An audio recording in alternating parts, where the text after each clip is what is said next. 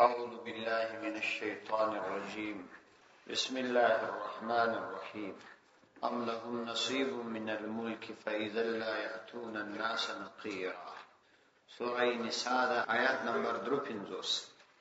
أم لهم نصيب من الملك، آیا هغوی لره نصیب حصه من الملک د پاچهی، فإذا لا يأتون الناس نقيرا، نو په دغه وخت کې دوی نور کې خلکو ته نقیرا د نقیر اندازه هم نه ورکوي. د آیات د مخکې آیاتو سره مناسبت دا دی چې الله سبحانه وتعالی په دې آیاتونو کې د یهودو صفات بیانوي، د هغوی هغه قبیحه او بد صفتونه چې په هغوی کې موجود وو او تر قیامته پورې پر دغه طبیعتو مزاجو پاتې دي. نو مخکې آیاتو کې الله تعالی دا بیان کړی چې تاسو هغه کسان نه وینئ چې هغوی ته د کتاب یو حصه ورکړل شوې ده چې هغوی ایمان راوړی دي په جبت او طاغوت باندې، او کافرانو ته تر مؤمنانو هدایت یافته وایي. الله سبحانه وتعالی فرمایي چې دغو کسانو لپاره سزا دا ده چې دوی به د خدای په لعنت گرفتار وي او ملعون انسان د الله تعالی د نصرت مستحق نه ګرځي. نو د هغه آیاتو سره د دې آیاتو مناسبت مشکاره دی چې دام د دوی یو بل قباحت دی، هغه دا چې دوی کې حسد موجود و. روانو آیاتو کې الله سبحانه وتعالی د دوی د حسد رد کوي چې تاسو حسد مکوئ، او د حسد هیڅ وجه هم نشته چې تاسو حسد ور باندې وکړئ. نو الله فرمایي ام لهم نصیب من الملک، آیا هغوی لره شته نصیب من الملک، څه حصه من الملک د پاچهي، کچیرې هغوی د پاچهي کومه حصه درلودلای، فإذا لا یأتون الناس نقیرا، نو په دغه وخت کې به لا یأتون ورنکړي دوی الناس خلکو لره نقیرا د نقیر په اندازه، یعنی دوی دومره زیات بخیلان خلک دي که د دوی سره پاچهي وای او خزانه وای، نو خلکو ته به یې دا د خورما د مندکې دا د سر د ټکي په اندازه شی هم ورکړی نه وای، دې ته نقیر وای. او مخکې آیات کې پتیل ذکر دې ترجمه ما درته کړې. نو دوی دومره بخیلان خلک چې دوی به یو چاته دومره اندازه ورکړی نه وای، لیکن الله تعالی چې کوم چاته ورکړي پر هغه به حسد وي چې دا یې ولې ورکړي. ام لهم نصیب من الملک فإذا لا يأتون الناس نقیرا ام يحسدون الناس على ما آتاهم الله من فضله، ام يحسدون الناس آیا دوی حسد کوي الناس د خلکو سره على ما آتاهم الله پر هغه چې الله تعالی ورکړي وي هغوی لره من فضله د خپل فضلنا، وقد آتینا نو یقینا موږ ورکړي و آل ابراهیم د ابراهیم علیه السلام آل لره الکتاب کتاب والحکمت حکمت واتیناهم ملکا عظیما، اور کړیو موږ هغوی لره ملکا عظیما لوی پاچهي. ام یحسدون الناس آیا دوی حسد کوي الناس د خلکو سره، یعنی مثلا د رسول الله صلی الله علیه وسلم سره حسد کوي علاما پر هغه څه باندې آتاهم الله چې الله تعالی ورکړي دی هغوی لره من فضله د خپل فضلنا، مثلا هغه ته نبوت ورکړي دي. نو دغه چې الله عزوجل و دې پیغمبر علی السلام ته نبوت ورکړي او دوی پر دې باندې حسد کوي، خپل خو یې دغه حالت دی کده دوی سره لږ اندازه مال او دولت وای، نو دوی و خلکو ته ورکړي ورکړي نه وای، او نور ته چې الله تعالی ورکړي پر هغه به حسد کوي چې ولی الله تعالی په هغه دا انعام کړي، حالانکه د حسد هیڅ دلیل هم دوی نه لري.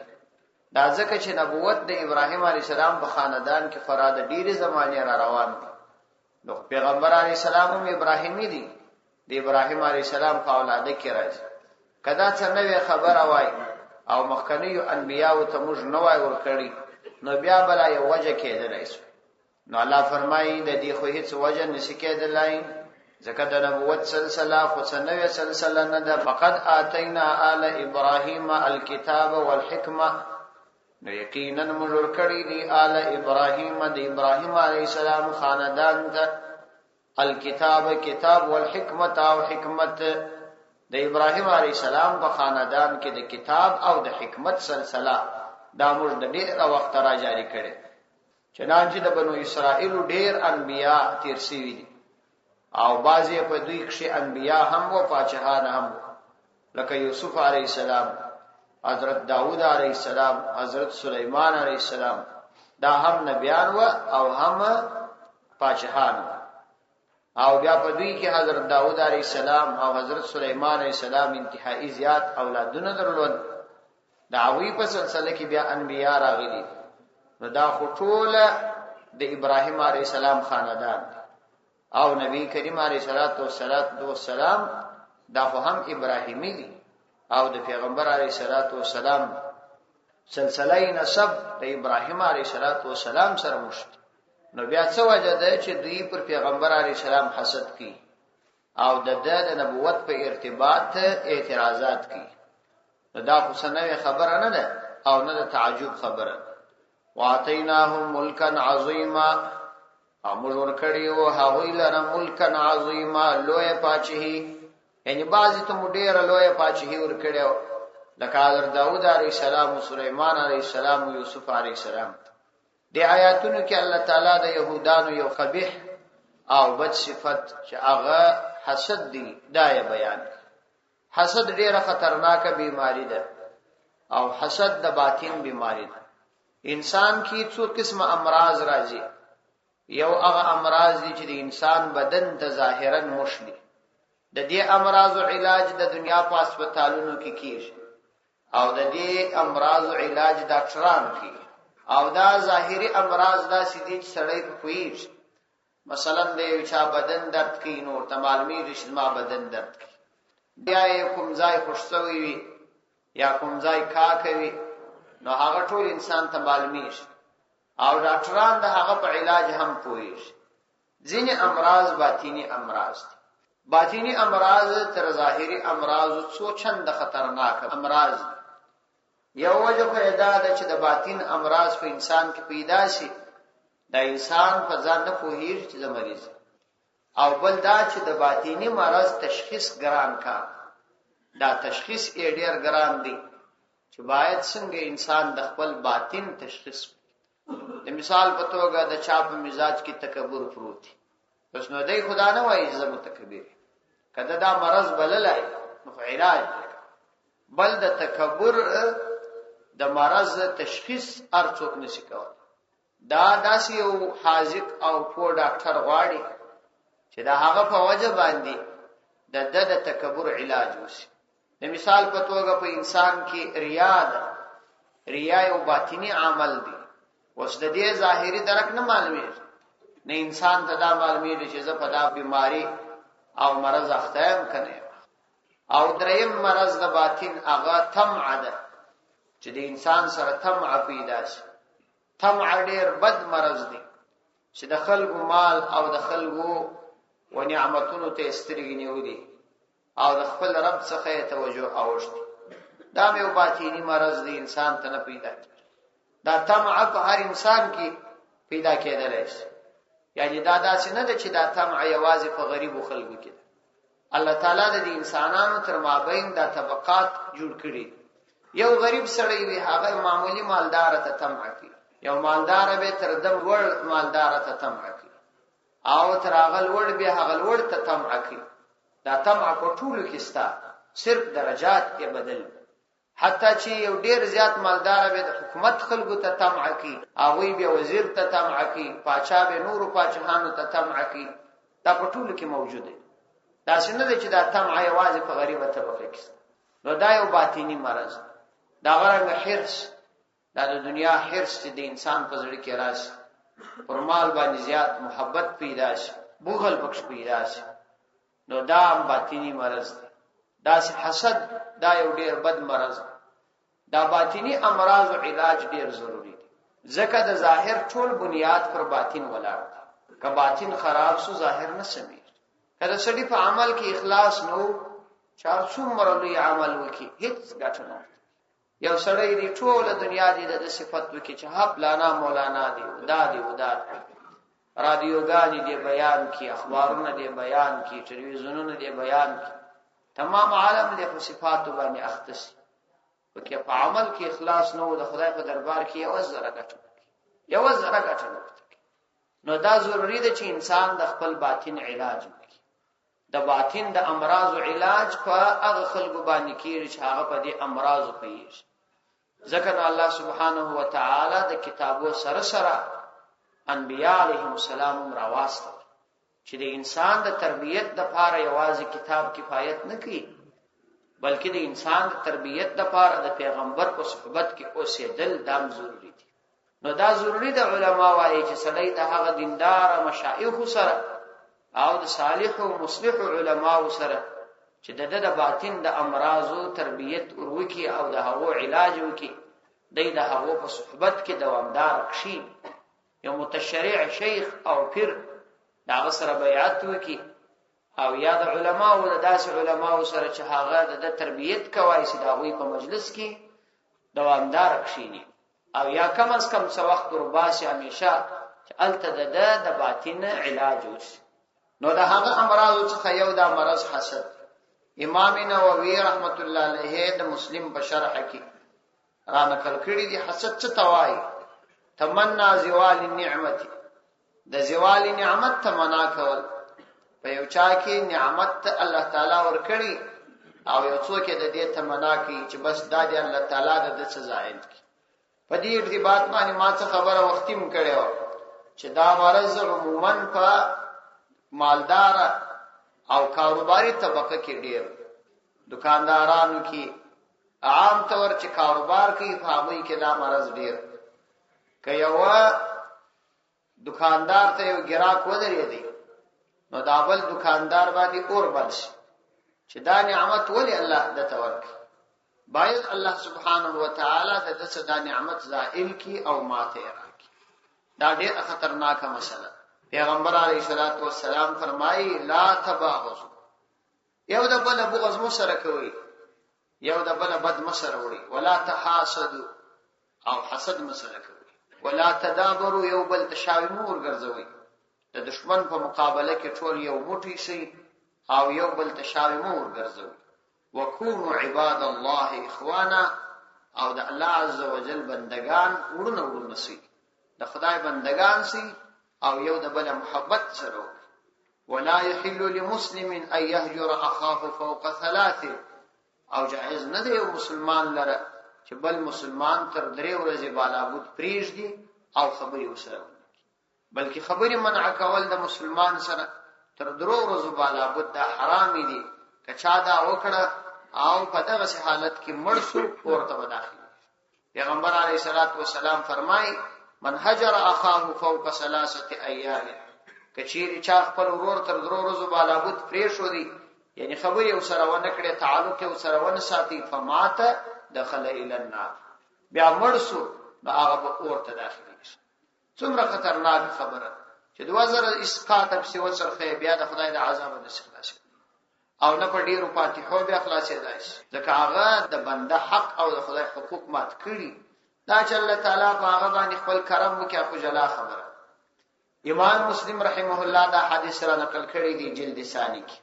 بل حدیث کې پیغمبر علیه السلام فرمایي ایاکم والحسد، تاسو د حسد نظام ګوري، حسد مکوئ.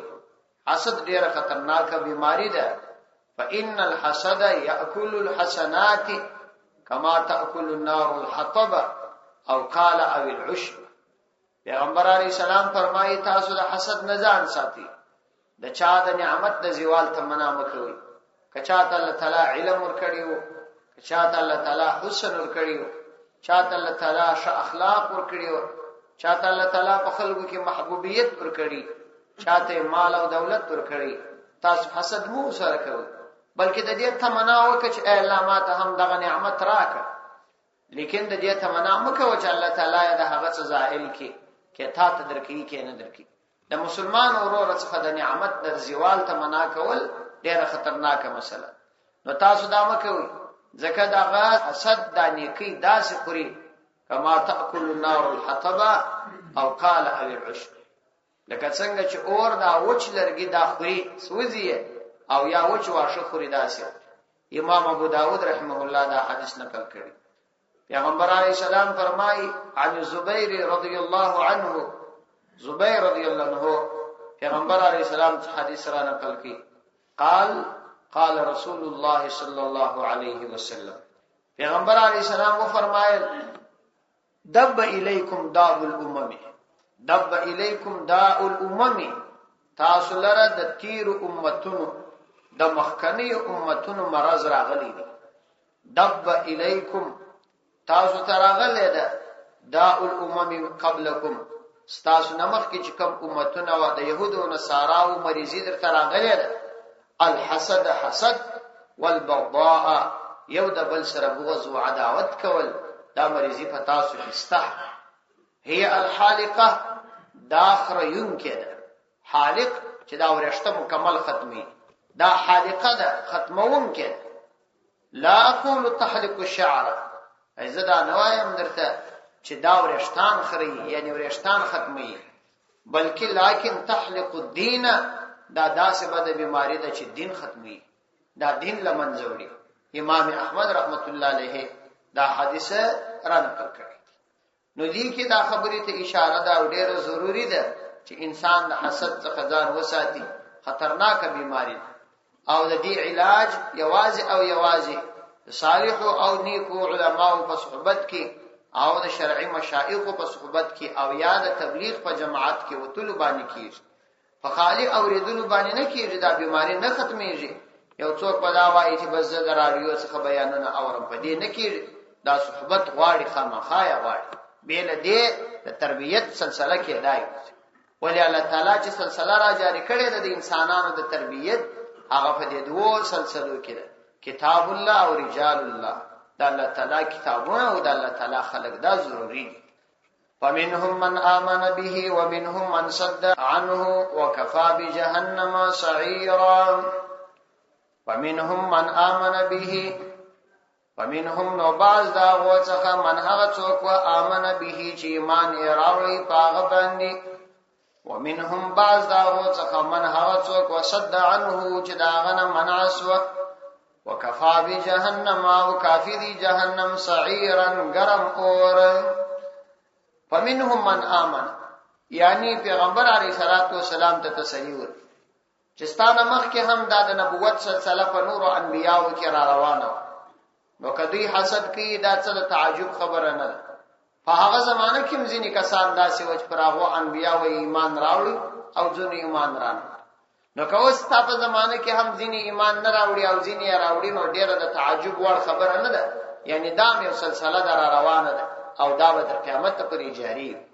فمنهم، نو د هغه زمانه څخه د هغه انبیاء په زمانه کې باز داوی څخه من هغه څوک امنه چې ایمان یې راوړي به فاغ نبی باندې. ومنهم باز داوی څخه من هغه وصد عنه چې د دې ایمان نه منع اسول. نو کستا پر رسالت او قران هم څوک ایمان را نوړي، نو دا کوم زیاته د اندیشنې او غم خبره نه ده.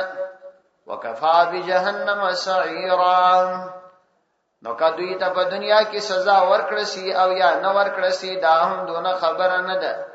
ځکه چې وکفا بجهنم سعیرا، کافی دی جهنم ګرم اور، ډیر خطرناک اور دی. بس هغه کافی دی، د دنیا ژوند خو تیریږي، د دنیا عذاب دا معمولی دی او موقت دی، د دنیا راحت او نعمت معمولی او موقت دی، د آخرت عذاب او نعمتونه دا مؤبد دي، دوامدار دي. ان الذين كفروا بآياتنا سوف نصليهم نارا كلما نضجت جلودهم بدلناهم جلودا غيرها ليذوقوا العذاب ان الله كان عزيزا حكيما. ان الذين يقينا اغكسان كفروا چاغوي کفر کړي دي بآياتنا مشفاعاتن سوف نصليهم نارا، جردی چې موږ باغوي داخل کو نارن اورته. کلما هر کله نضجت چې وسوځي جلودهم داغوي پوستکی، بدلناهم بدل کو اغوی لره جلودن پوستونه غیرها داغونه ما سوا ليذوقوا العذاب نفار د دې چاغوي عذاب وڅکی.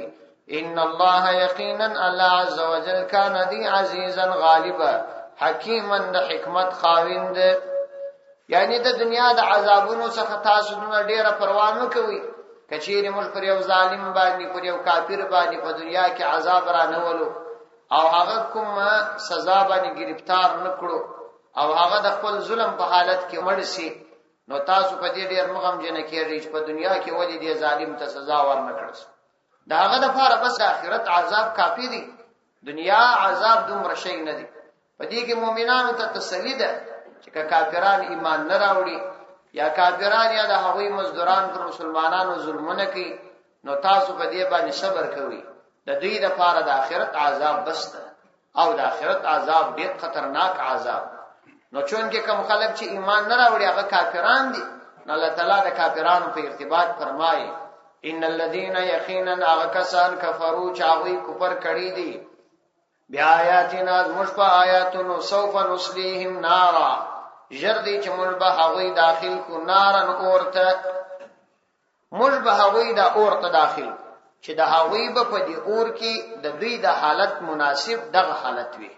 کلما نضجت هر کله چې وسوځي په دې اور جلودهم د دې د پوستکی او سرمنی دا وسوځي بدلناهم جلودا غیرها، نو موږ بدل کو هغوی لره جلودن پوستکی غیرها ما سوا دا هغوینا یعنی نور پوستکی ور لیذوقوا العذاب دا د پاره د دې چې عذاب وڅکي. ځکه چې د دې څه یو شبهه کېدلای سوای چې کېدلای سي د پوست د سوځېدلو څو وروسته په پوست کې د عذاب ادراک او احساس دا ختم سي، یعنی کېدای سي چې بیا د هغه درد او عذاب نه محسوسي.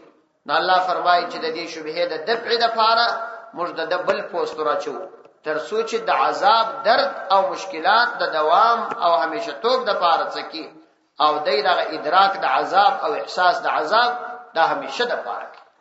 حدیث شریف کې راځي پیغمبر علیه الصلاۃ والسلام فرمایي الله عزوجل به د کافر بدن ته د عذاب ورکولو د پاره د وجود غټ کی، حتی چې د یو کافر یو غاښ به دومره غټ کی لکه د احد غر. د احد غر ډېر لوی غر دی، تقریبا 3000 فوټه په شاوخوا کې جګوالی 15 کیلومتره اوږدوالی، یعنی دغه کس دغه یو غاښ به دومره وي او د ناستي ځای به وای دومره وي چې د مکې او مدینې تر مابین څومره ساحه ده دومره به د ناستي ځای. الله عزوجل به دې په دې کې واقع کی او پوست به د پوست بردوالی به 240 غزوي، 240 غزوي یوازې د پوست بردوالی وي، دونه بردار پوست وي. او الله عزوجل تدا ګران کار نه چې د دومره کائنات مالک دی، دومره لوی مخلوقات پیدا کړی دي، دغه ټول څه ګران کار دی. امام ترمذی رحمه الله دا حدیث نقل کړ. او دا څنګه چې الله تعالی په کوچنی بدن عذاب نسی ورکواله پر هغه عذاب ورکي. حدیث کې راځي پیغمبر علیه الصلاۃ والسلام فرمایي تاکل النار كل يوم 70,000 مره، دا اور بدته هر ورځ او یا زره واره دا د پوستکی ور ختمي دا ورسوځي او یا زره واره به د پوستکی ورسوځي. کلمہ اکلتهم هر کله چې دا د دې پوستکی دا اور وای ورسوځل قیل لهم بیا به دوی ته ویل کیږي دا پوستکو ته عودو راوګرځي فیعودون هغوی به دوباره راګرځي کما کانو لکه څنګه چې امام بیهقی رحمه الله دا روایت را نقل کړ. او الله عزوجل ته دا هیڅ زور نه وایي فیوستانیه کې به فزرهاو د پد د پوست تبا کیږي او بیا به نوې پوست ورکول کیږي. اعاذنا الله من.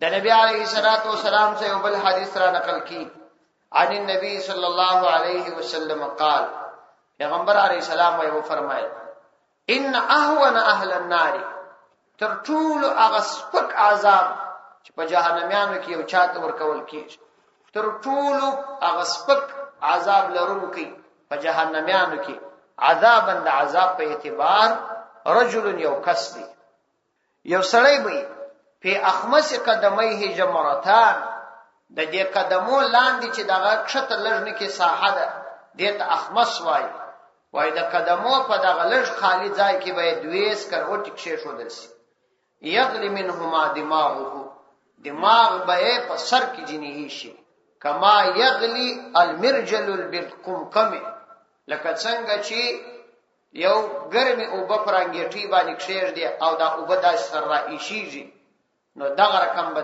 د په ککرۍ کې په سر کې په دغه دوه سکروټو باندې چې د در قدمو لاندې کښېښودل سي، دغسې بیا مغزه رائشي.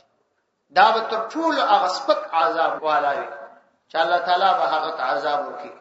الله دې مو حفاظت وکړي. دا امام بخاری او امام مسلم رحمت الله علیهما دا حدیث را نقل کړي. نو مطلب دا دی چې د کافرانو حالت انتهایی د افسوس حالت دی او د ظالمانو حالت انتهایی د افسوس حالت دی. الله دې مو وساتي، الله دې مو حفاظت وکړي.